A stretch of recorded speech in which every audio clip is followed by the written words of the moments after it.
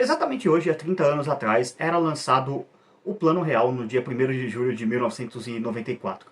Vamos falar sobre 30 anos depois, o que aconteceu com o Plano Real e por que ele foi, ao longo desses 30 anos, transformado de um sucesso para um completo fracasso hoje em dia. Roda a vinheta que eu te explico.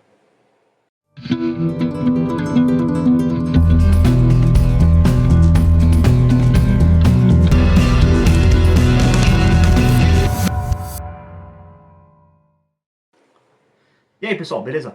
Bem-vindos ao canal Libertário 013, o meu nome é Caio, esse é um canal de viés austro-libertário que eu falo sobre economia, filosofia, política e ética por essa perspectiva.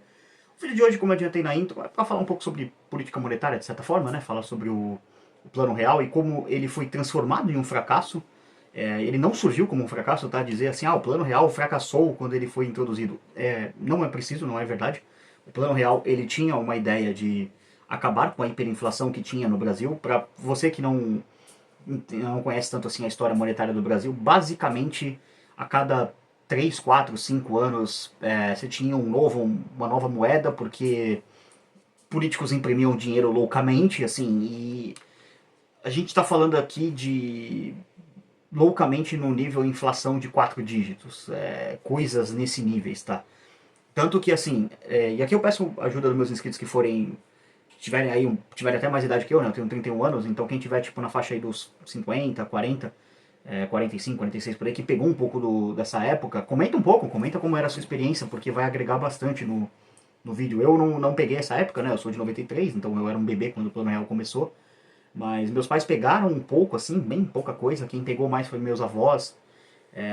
E era uma época bem complicada, assim. Era coisa de você, por exemplo, você recebeu o seu salário hoje de manhã.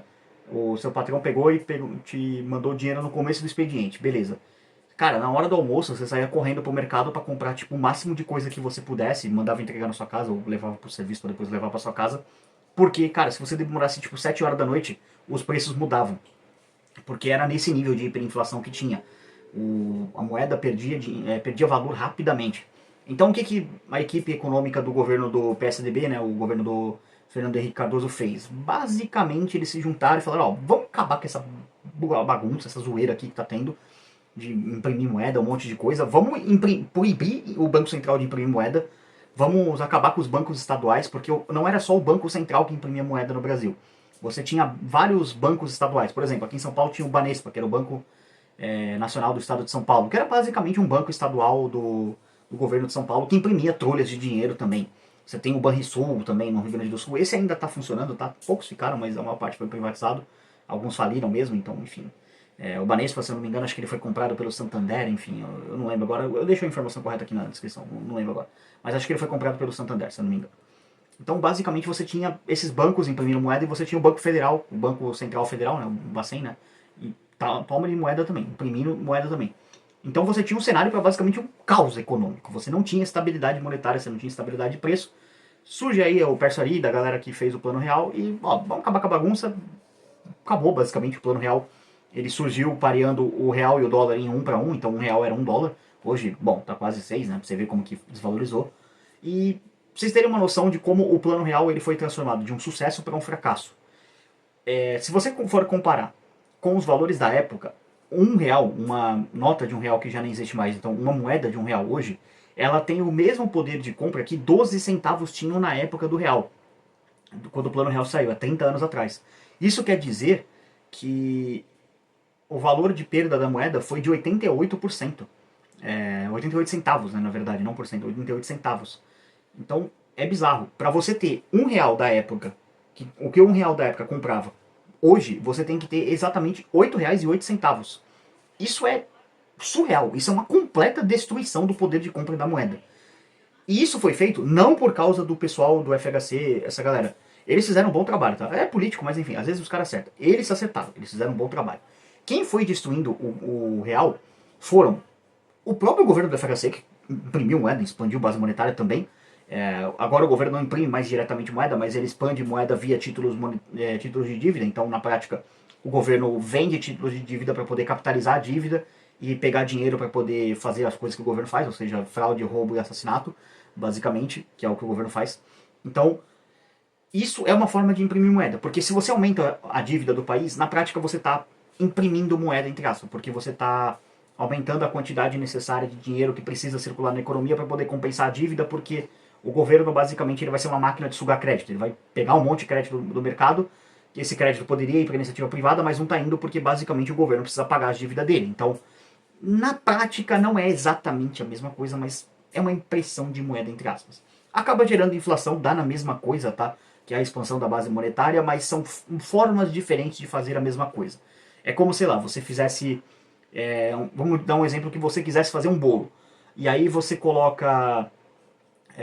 você faz a forma, a base dele, e aí depende do que você vai colocar para seu sabor. Por exemplo, você coloca milho, vira um bolo de milho. Você coloca fubá, vira um bolo de fubá. Então, mais ou menos nessa lógica, tá?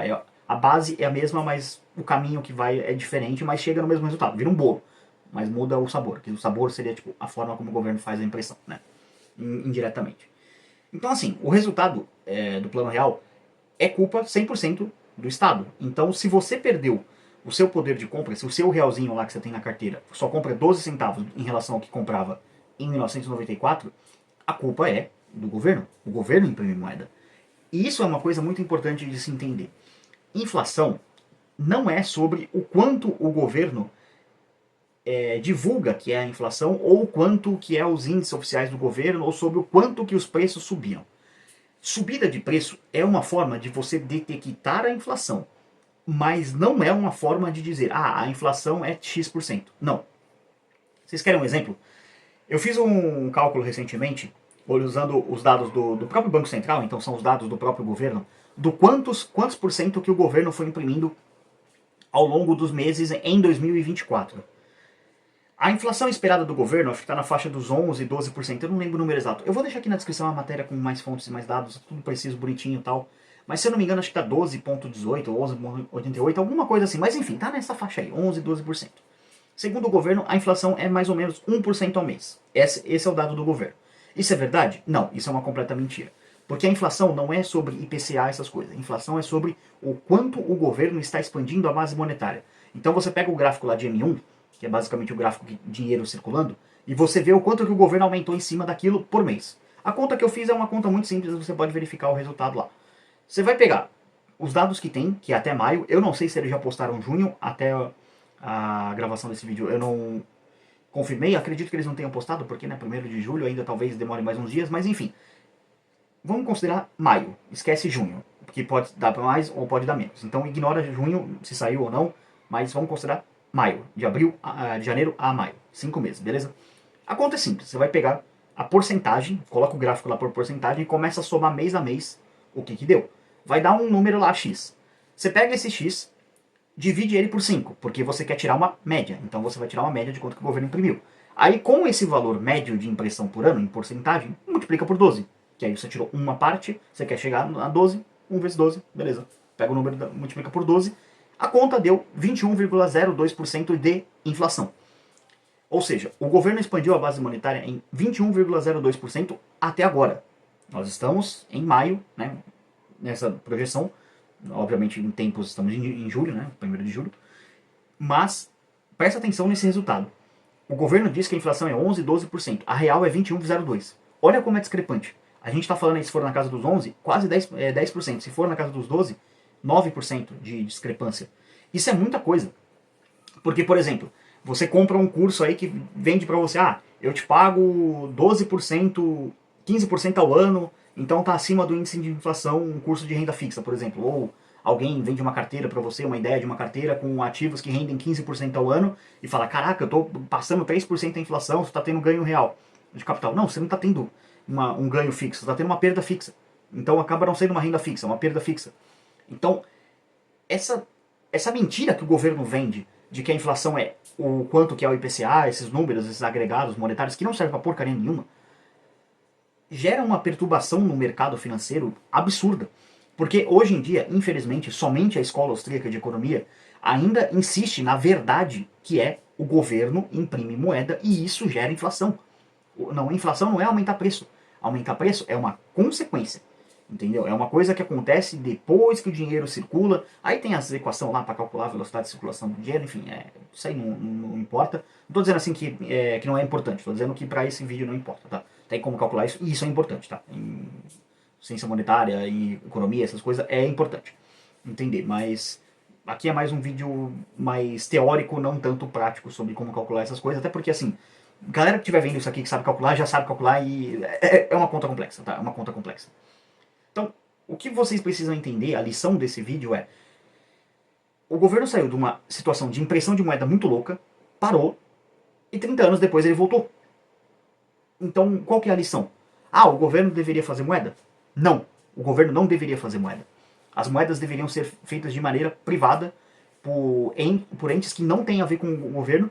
Inclusive, isso geraria incentivos reversos à questão da impressão de moeda, porque você não ia querer expandir a sua base monetária, porque senão ninguém ia usar sua moeda, porque sua moeda desvaloriza com o tempo, ela tem uma perda ao longo dos anos, ela tem uma perda fixa, né, em certa forma. Então, a pessoa não ia querer guardar o seu próprio capital em uma moeda que ela sai perdendo. Qual que seria a resposta óbvia para isso? Vamos guardar uma moeda que se valoriza ao longo dos anos. Hoje em dia, nós temos as criptomoedas, especialmente o Bitcoin, que é a mais sólida delas. E, por exemplo, você compara, enquanto o governo, por exemplo, te entregou uma perda de 21,02%, o Bitcoin, no período de um ano, né, de junho a junho, estou considerando junho, não julho, tá? Basicamente, ele te entregou um retorno de 101%. Se você descontar a inflação do governo, a inflação real do período, dá, acho que no ano, se eu não me engano, acho que, comparando só pro ano, acho que tá 76% de subida. Eu não lembro agora o dado exato, eu deixo aqui na descrição para vocês. Então, na prática, você teria 55% de ganho, mas se você for fazer o recorte pro ano, a inflação estaria até maior do que isso, né, em esses 21%, porque pega o tanto que o Lula imprimiu no ano passado, e provavelmente você teria aí uns 70, 80%, 90, uns 60% a mais assim de ganho de capital em Bitcoin do que, né, em real. Então, moedas privadas importam muito, é uma coisa que deveria ser feito. Tem uma tese do Hayek que fala sobre a desestatização da moeda. Eu vou deixar esse livro aqui na descrição também, e eu vou deixar como complemento aqui, uma expansão desse vídeo, a leitura comentada que eu fiz do livro O que o Governo Fez com o Nosso Dinheiro, do Murray Rothbard. Ele toca um pouco nesse assunto de moeda privada, cunhagem privada, como deveria ser feito. E é um livro muito mais assim sobre política monetária, dinheiro, inflação, essas coisas.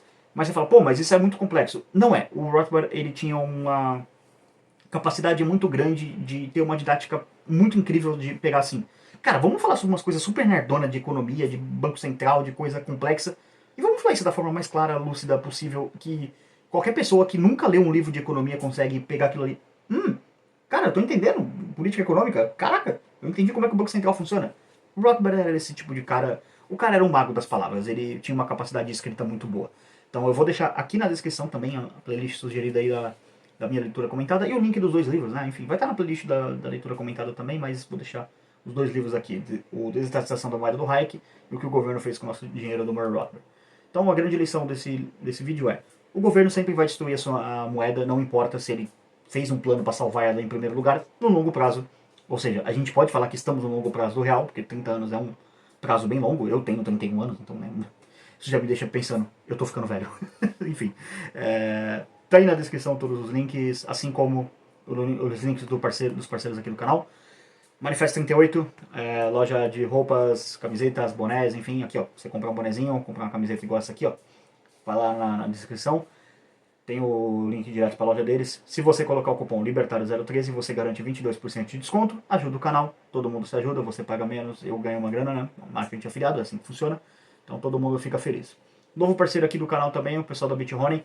Se você quiser dar uma adocicada na sua vida porque o estado deixa ela amarga, compra um melzinho aí da hora, melzinho direto das abelhas, o apicultor. Libertário também, não faço negócio com não libertários. BitHoney aceita Bitcoin, tá? Como pagamento, então você pode pagar com moeda de verdade. Também aceita shitcoin real, tá? Enfim. Mas se você pagar com Bitcoin, você garante 10% de desconto. E se você falar que você é inscrito do canal Libertário013, o contato do Instagram dele está aqui embaixo, você garante mais 5%. Então se você pagar com Bitcoin e ser inscrito do canal, você garante 15% de desconto. Então, só vantagem. Você se inscreve aí também, que me ajuda bastante. E garante os descontos com os parceiros. Né? Se você não for inscrito no canal, você não ganha desconto. Também você não vai ganhar desconto com o Natan da Make Easy English se você não for inscrito do canal Libertário013. Então, muito importante, se inscreve no canal. E se você quiser ganhar um desconto aí de 40% na matrícula, fala com o Natan, fala, ó, vim pelo Libertário013 aqui, ele falou que você ensina inglês aí pra mim, sou meio noob no inglês. Pra quem não sabe, noob é tipo, basicamente iniciante no inglês, uma pessoa leiga. gíria de jogo. Então vai lá, manda uma mensagem pra ele, manda um printzinho também falando que você é inscrito, vale o mesmo pro pessoal da BitRunning, senão você não vai ter desconto. Como é que você vai saber como é que eles vão saber que você está inscrito?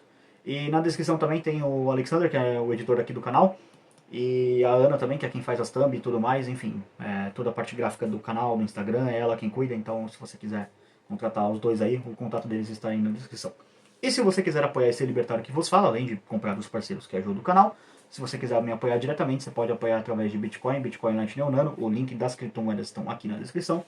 E você também pode apoiar através de um Pix mesmo, direto, um valor que você achar que quiser mandar aqui pro canal, você pode mandar através do contato.libertario013@gmail.com. Não se esqueça, comente, compartilhe, curta o vídeo, manda pra mais gente aí. Manda pra galera aí que um pouquinho mais velha aí, que pegou o plano real, vamos tentar chegar nesse público. E se você é desse público que chegou aqui no canal, também comenta a sua experiência e se inscreve no canal. É muito importante, ajuda a engajar, chegar mais gente. A caixa de comentários está aberta aqui. Deixa a sua experiência, como que era essa loucura de ter que sair correndo para mercado, enfim. Conta um pouco aí de como que era esse período de hiperinflação dos anos 80 e 90 que vai agregar bastante aqui no vídeo. Mas é isso, pessoal. Agradeço a todo mundo que assistiu. Por esse vídeo é isso. Tchau, tchau.